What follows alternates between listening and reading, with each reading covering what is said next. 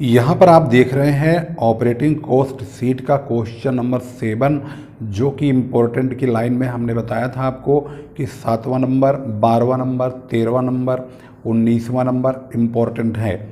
उसी सीरीज में हम क्वेश्चन नंबर 7 पर पहुँचे हैं। यहाँ पर आप देखेंगे गर्ग ट्रांसपोर्ट कंपनी दिल्ली और मेरठ के बीच, जो कि एक दूसरे से 75 यानी 75 किलोमीटर की दूरी पर है, 4 बसें चलाते हैं। प्रत्येक बस में 60 यात्रियों के बैठने की क्षमता है, परंतु औसतन बस 25% खाली चलती है, यानी 75% भरकर चलती है।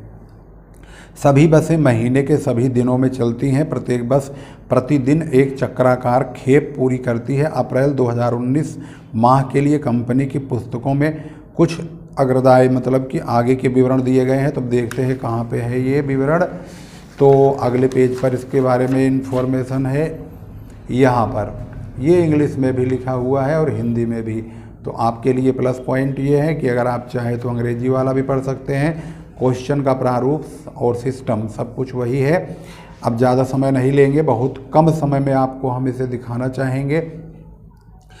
और यहाँ पर अब आगे के खर्चे जो हैं 1 महीने का ही दिया हुआ है।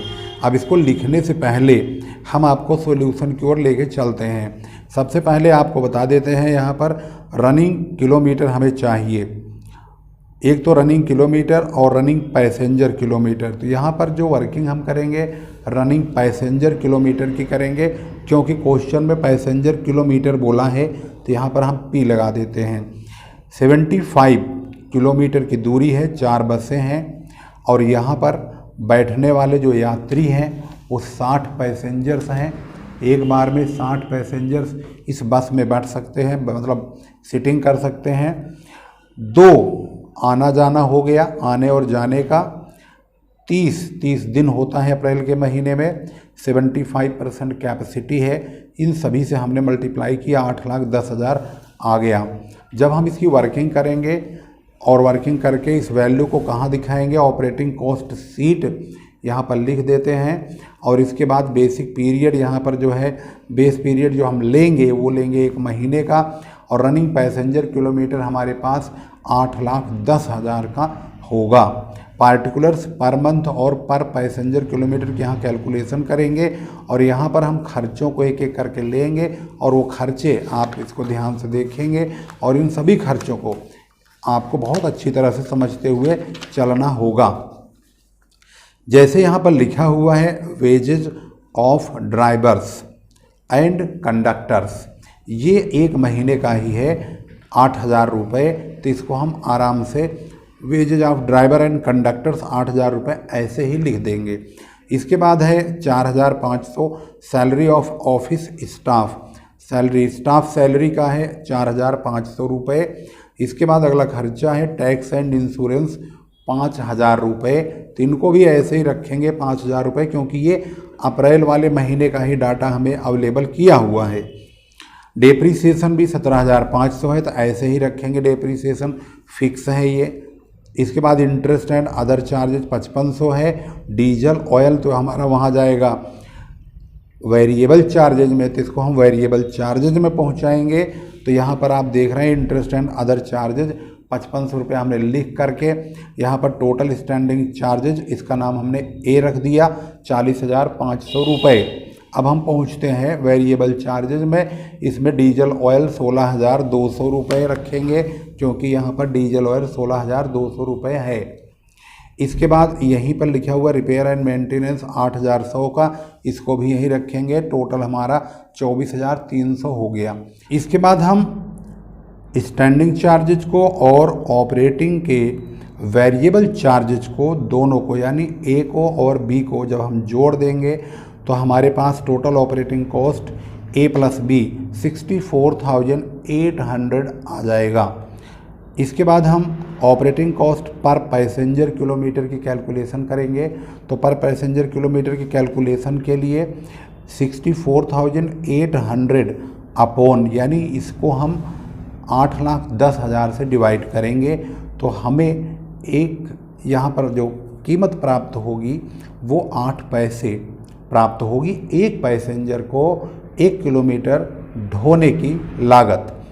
क्वेश्चन में कहा है 25% अगर प्रॉफिट मार्जिन लिया जाए, यहाँ पर बोला गया अगर 25% लाभ लागत पर जोड़ते हुए दिल्ली से मेरठ का चार्ज किया जाने वाला बस का किराया बताइए। तो अब हमारे पास लागत तो ये आ गई, इसका 25% यानी 25/100 काटेंगे तो 2 पैसे आएगा, इसको जोड़ देंगे तो 10 पैसे आएगा। यानी कि एक पैसेंजर को अगर हम दिल्ली से मेरठ ले जाते हैं तो उसका जो किराया होगा 10 पैसे प्रति किलोमीटर के हिसाब से मेरठ तक का किराया किलोमीटर है। और अगर हम इसकी मल्टीप्लाइकेशन करते हैं 75 का 10 पैसे से तो 7.5 रुपये का भाड़ा आएगा, जो कि यहाँ पर आंसर हमारा बिल्कुल एक्यूरेट राइट है। यहाँ पर क्वेश्चन नंबर 12 है, जहाँ पर लिखा हुआ है from the following data you are required to ascertain the cost of running the vehicle per ton kilometre on the basis of absolute tonne kilometre and commercial tonne kilometre. एक सप्ताह में ढोया गया माल टनों में यहाँ पर लिखा हुआ है 30 और टोटल किलोमीटर एक सप्ताह का 600 है। एवरेज जो टन कैरीड हुए हैं वो 5 हैं और एवरेज जो दूरी तय की गई वो 100 किलोमीटर की है। और यहाँ पर सोमवार से लेकर के शनिवार तक इन्होंने इस तरह से डिस्टेंस कवर किया है और इस प्रकार से इतने टन माल ढोया है। इस प्रकार से यहाँ पर कैलकुलेशन दिया है। तो सबसे पहले हम एब्सोल्यूट टन किलोमीटर निकाल लेते हैं एक हफ्ते का। तो ये मंडे से लेकर के हमने यहाँ पर सैटरडे तक बिल्कुल यही 1 2 3 इन्हीं को ही हमने पहले उतार लिया यहाँ पर, ये हो गए। इन दोनों की मल्टीप्लाई करके टन किलोमीटर निकाला जो कि 3020 आया, 3020 टन किलोमीटर। अब इसमें कॉमर्शियल टन किलोमीटर भी हमने साइड में निकाल लिया। कॉमर्शियल निकालने के लिए 600 की मल्टीप्लाई 5 टन से करेंगे। 600 किलोमीटर है, एवरेज में 5 टन माल ढोया जा रहा है, तो 3000 टन किलोमीटर कॉमर्शियल का आ चुका है। अब हम पहुंचते हैं इसके ऑपरेटिंग कॉस्ट सीट में। ऑपरेटिंग कॉस्ट सीट अगर आप देखेंगे तो यहाँ लिखा हुआ है क्वेश्चन नंबर 12 है operating cost seat base period 1 week, क्योंकि ये जो इन्फॉर्मेशन एक हफ्ते की है और ये जो खर्चे यहाँ पर लिखे हैं बेशक वो 1 महीने 1 साल के हों, लेकिन हम उनको एक हफ्ते का बना करके दिखाएंगे। यहाँ पर हमने कॉमर्शियल टन किलोमीटर 3000 और एब्सोल्यूट टन किलोमीटर 3020 लिखा है पर वीक पर ton kilometer. Particular standing charges में हम उन खर्चों को लेंगे जो कभी बदलते नहीं है। जैसे ड्राइवर की सैलरी 100 रुपये पर मंथ है, यानी 4 सप्ताह का 1 महीना होता है तो हमें 1 ही सप्ताह का चाहिए, तो हम 100 को 4 से डिवाइड कर देंगे तो 25 आ जाएगा। क्लीनर की जो सैलरी है यहाँ पर 525 रुपये पर मंथ है, तो इसको भी हम 4 से डिवाइड करेंगे तो 131 आएगा। डेप्रीसिएशन 27,600 रुपये पर ईयर है। तो अगर एक हफ्ते जो होता है 1 सप्ताह वो 4 बार 1 महीने में आता है, यानी कि 1 महीने में 4 सप्ताह होते हैं तो 12 महीने में 12 चौक 48 होंगे। तो 27,600 को हम 48 से डिवाइड करेंगे 575 आ जाएगा।